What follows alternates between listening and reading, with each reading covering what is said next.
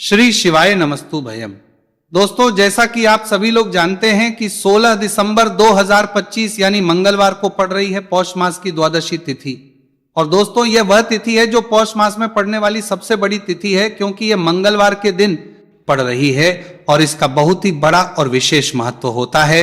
पूज्य गुरु जी ने कहा है कि अगर कभी भी मौका लग जाए और पौष महीने की द्वादशी तिथि मंगलवार को पड़ जाए तो आप लोगों को एक छुटकी काला तिल वाला उपाय तो अवश्य ही करना चाहिए। इन दोनों का संयोग बहुत ही कम आता है। इसी के साथ में गुरु जी ने अपनी शिव पुराण कथा में बताया है कि इस दिन आपको एक छुटकी काला तिल वाला उपाय तो आपको अवश्य ही करना चाहिए, क्योंकि ऐसा दिन पूरे साल में सिर्फ एक ही बार आता है। और दोस्तों, आप सभी लोग जानते हो कि मंगलवार द्वादशी तिथि का अगर सबसे बड़ा कोई उपाय है तो वह एक छुटकी काला तिल वाला उपाय है। तो दोस्तों, मंगलवार द्वादशी तिथि के दिन आप लोगों को इस एक छुटकी काला तिल वाला उपाय को जरूर करना है। बहुत सारे लोग होंगे जिन लोगों ने इस उपाय को ना किया हो, मतलब पूरा साल निकल गया, उन्होंने किसी भी दिन इस छुटकी काला तिल वाला उपाय को ना किया हो। पर दोस्तों, आपके पास एक आखिरी मौका बचा हुआ है, जो कि 16 दिसंबर मंगलवार द्वादशी तिथि के दिन है। इस दिन आप लोगों को इस वाले उपाय को जरूर कर लेना है। भले ही आपने पूरे महीने भर इस उपाय को ना किया हो, अगर आपने इस महीने के मंगलवार द्वादशी तिथि के दिन अगर इस वाले उपाय को कर लिया तो आपको इस उपाय को करने का वह फल मिलेगा जिसकी आपने कभी कल्पना भी नहीं करी होगी। इसीलिए आप लोग इस वाले उपाय को एक बार जरूर कर लेना है, ताकि आप लोगों के हाथ से ये मौका ना जा सके और आपको इस उपाय को करने का फल मिल सके। दोस्तों, यह उपाय पंडित जी ने अपनी अभी की ही श्री शिव महापुराण की कथा में बताया है। उपाय को आज हम आपको बहुत अच्छे से समझाने वाले हैं। इस वीडियो को देखने के बाद इस उपाय को समझने के लिए आपको कोई और वीडियो को देखने की जरूरत नहीं पड़ेगी। तो चलिए दोस्तों, उपाय को शुरू करते हैं। देखिए, यह इस पौष महीने के मंगलवार द्वादशी तिथि के दिन ये इतना खास होता है, इतना महत्वपूर्ण होता है, देखा गया है। कभी कभी बड़े बड़े पूजा पाठ अनुष्ठान से जो मनोकामना पूर्ण नहीं होते, वह पौष महीने की मंगलवार द्वादशी तिथि के दिन एक छोटे से उपाय करने से ही आपकी मनोकामना पूर्ण हो है।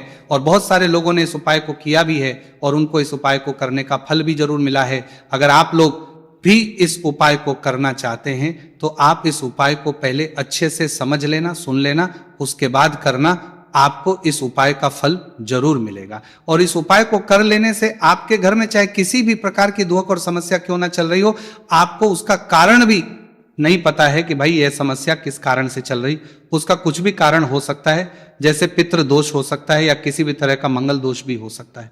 तो इस दिन आप लोगों को ये वाला उपाय कर लेना है। ये एक ऐसा उपाय है जिस उपाय को अगर किसी विशेष दिन पर किया जाए तो भाई उस विशेष दिन का जो है वह तो हमें मिलता ही मिलता है, पर हमने उस दिन पर इस उपाय को किया है तो हमें उससे भी बड़ा फल मिलता है, और फल बहुत जल्दी मिलता है, क्योंकि आप इस उपाय को बहुत ही बड़े और विशेष दिन पर रहे हो।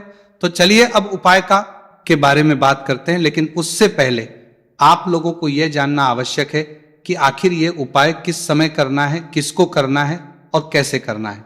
तो चलिए हम आगे आपको वीडियो में एक एक करके बता देते हैं। लेकिन उससे पहले अगर आप लोग हमारे चैनल पर पहली बार आए हैं या फिर मेरी आवाज आज पहली बार सुन रहे हैं तो हमारे चैनल को सब्सक्राइब जरूर कर लेना, और इस वीडियो को लाइक करके कमेंट बॉक्स में श्री शिवाय नमस्तु भयम ओम नमः शिवाय जरूर टाइप कर देना।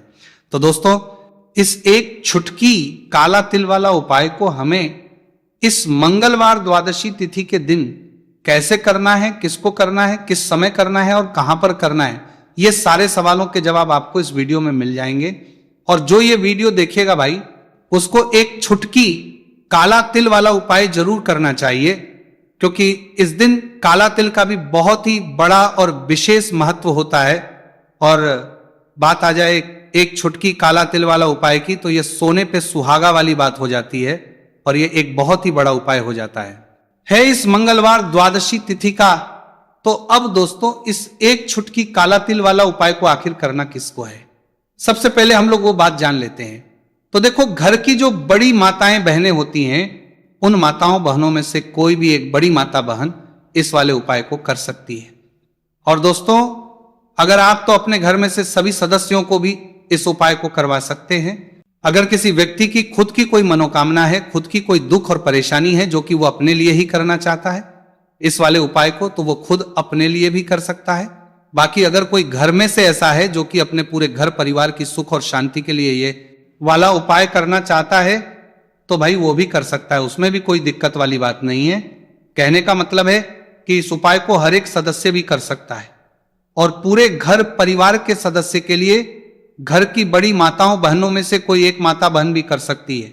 माताएं बहनें अगर घर में उपस्थित ना हो या वो यह वाला उपाय ना कर पा रही हो तो फिर घर का कोई बड़ा सदस्य भी इस एक छुटकी काला तिल वाला उपाय को कर सकता है, चाहे फिर वो पुरुष ही क्यों ना हो, उसमें कोई भी दिक्कत वाली बात नहीं है। उसके बाद में दोस्तों जो अगला प्रश्न निकल आता है वो ये आता है इस उपाय को लेकर कि आखिर इस उपाय को हमें किस समय करना है, सुबह के समय करना है कि शाम के समय करना है। तो देखो इस वाले उपाय को आप लोग सुबह के समय भी कर सकते हो और शाम के समय प्रदोष काल में भी करना है सकते हो। अब अगर आप पूछो कि भाई सब सबसे उत्तम समय कौन सा रहेगा इस एक छुटकी काला तिल वाला उपाय को करने का, तो हम आपसे बस यही कहेंगे कि इस उपाय को आप सुबह के समय करेंगे तो ज्यादा बेहतर होगा। बाकी अगर प्रदोष काल शाम के समय भी करेंगे तो भी अच्छा होगा, उसमें कोई भी दिक्कत वाली बात नहीं है। तो अब दोस्तों जो अगली सबसे बड़ी और महत्वपूर्ण बात आती है वो ये आती है कि सुबह अगर हम उपाय को करेंगे तो हमें कितने बजे से लेकर कितने बजे तक के बीच में करना है, और शाम के समय प्रदोष काल में करेंगे तो हमें कितने बजे से लेकर कितने बजे के बीच में करना है। तो देखो सुबह जितनी जल्दी हो सके आप उपाय को करने की कोशिश करना कि अगर किसी कारणवश लेट भी हो जाओ, थोड़ी देर भी हो जाए तो 10 या 11 बजे तक भी आप उपाय कर लेना, पर 12 बजे से ज्यादा देरी ना हो, ठीक है, इस बात का ध्यान रखना।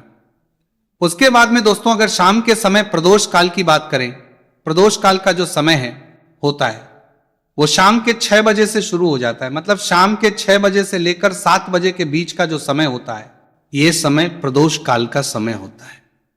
तो आप उपाय को 7 या 8 बजे के बीच में भी कर सकते हो, मतलब शाम के 6 बजे से रात 8 बजे के बीच में आप कभी भी इस वाले उपाय को कर सकते हो, उसमें कोई भी दिक्कत वाली बात नहीं है। देखिए यदि आपके जीवन में संकट बहुत ही अधिक चल रहे हो, समस्याएं बहुत ही अधिक चली हो, एक एक रूप खर्च करने आपको बस ओढ़ रहा है, भूमि से जुड़ी हुई कोई भी समस्या हो या फिर आपके विवाह से जुड़ी हुई कोई भी समस्या हो या आपके व्यापार से जुड़ी हुई कोई भी समस्या हो, तो आपकी ये सारी समस्या इस मंगलवार द्वादशी तिथि के दिन समाप्त होने वाली है। तो चलिए दोस्तों जानते हैं उस विशेष उपाय के बारे में। देखिए इस वीडियो में हम पूज्य गुरु जी द्वारा बताए गए 3 बहुत ही चमत्कारिक उपायों के बारे में जानेंगे। देखिए ये जो उपाय है आपके जीवन से दुर्भाग्य का तो अंत करेंगे ही, साथ ही साथ यदि आपके जीवन में धन की समस्या चल रही है तो वह सभी भी आपकी समाप्त हो जाएंगी। देखिए गुरुजी ने बताया है कि जब भी मंगलवार द्वादशी तिथि का दिन पड़े तो हमें कर्ज मुक्ति के लिए कुछ उपाय करने चाहिए, इसी के साथ हमें धन प्राप्ति, भूमि से जुड़े कार्यों और विवाह के लिए भी उपाय करने चाहिए। तो चलिए दोस्तों जानते हैं गुरुजी द्वारा बताए गए सबसे पहले उपाय के बारे में।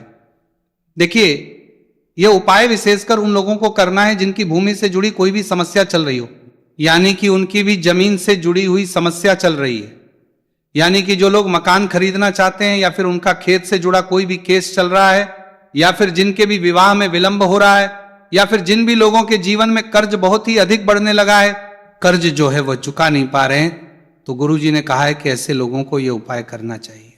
देखिए इस उपाय के लिए आपको थोड़े से काले तिल ले लेने हैं। देख आपको मात्र एक चुटकी काले तिल ले लेने हैं, इसी के साथ में आपको थोड़ा सा शहद ले लेना है, फिर सबसे अंत में आपको एक लोटा शुद्ध जल ले लेना है। तांबे के पात्र के अंदर आपको अपने घर से शुद्ध जल ले लेना है और इन सभी सामग्रियों को आपको लेकर के पहुंच जाना है भगवान शिव के मंदिर में। देखिए पूज्य गुरुजी ने बताया है कि इस उपाय को आप सुबह से लेकर के शाम तक किसी भी समय में कर सकते हैं। देखिए मंदिर पहुंचने के आप जो काले तिल लेकर के गए थे उनमें आपको थोड़ा सा शहद लगा लेना है।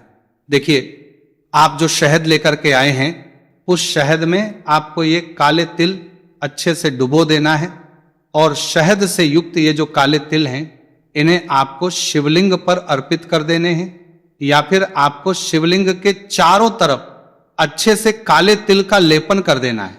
पूज्य गुरुजी ने बताया है कि लेपन करते समय यदि आपके जीवन में कर्ज से जुड़ी समस्याएं चल रही हैं, लेपन करते समय आपको आर्यन मुक्तेश्वर महादेव का स्मरण करना है, या फिर आपके जीवन में विवाह से संबंधित या फिर जमीन से संबंधित कोई भी समस्या चल रही है तो फिर आपको मंगलेश्वर महादेव का स्मरण करना है। इसके बाद जो आप जल लेकर के आए हैं उसे आपको धीरे धीरे शिवलिंग पर अर्पित कर देना है तथा आपको लगातार शिव महापुराण के मूल मंत्र श्री शिवाय नमस्तु भयम इस मंत्र का जाप करते रहना है। पूज्य गुरुजी ने बताया है कि सिर्फ एक मंगलवार द्वादशी तिथि यह उपाय करके देखना और आप स्वयं देखेंगे कि 2 से 3 महीने के अंदर आपके जीवन से जुड़ी हुई जो भी समस्याएं हैं बस सभी समस्या बहुत ही जल्द महादेव की कृपा से दूर होने लगेगी। तो दोस्तों, इस प्रकार से आपको यह पहला उपाय ना है। अब हम जानते हैं दूसरे विशेष उपाय के बारे में। देखिए, इस उपाय के लिए आपको एक प्यारी सी बेलपत्र ले लेनी है। इसी के साथ में एक लोटा शुद्ध जल लेना है तांबे के पात्र के अंदर और इसी के साथ में आपको थोड़ा सा शहद ले लेना है। देखिए, मंगलवार का दिन है और मंगलवार द्वादशी तिथि के दिन यदि हम शहद का उपाय करते हैं तो इससे महादेव हमसे बहुत ही अधिक प्रसन्न होकर के हमारी मनोकामना को परिपूर्ण करते हैं। देखिए दोस्तों, यदि आपको बेलपत्र नहीं मिल पाती है तो आप भगवान शिव के शिवलिंग पर जो बेलपत्र छड़ी हुई होती है उसे शुद्ध जल से धो करके उसका उपयोग कर सकते हैं।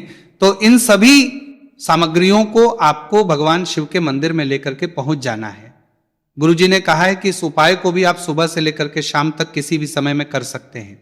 देखिए, मंदिर पहुंचने के बाद आपके पास जो एक बेलपत्र है और बेलपत्र की जो सबसे बड़ी वाली पत्ती होती है और उसकी जो चिकनी साइड होती है उस पर आपको अच्छे से शहद का लेपन कर देना है। यानी कि बेलपत्र की बड़ी वाली पत्ती पर, पूरी ही पत्ती पर अच्छे से शहद लगा देना है।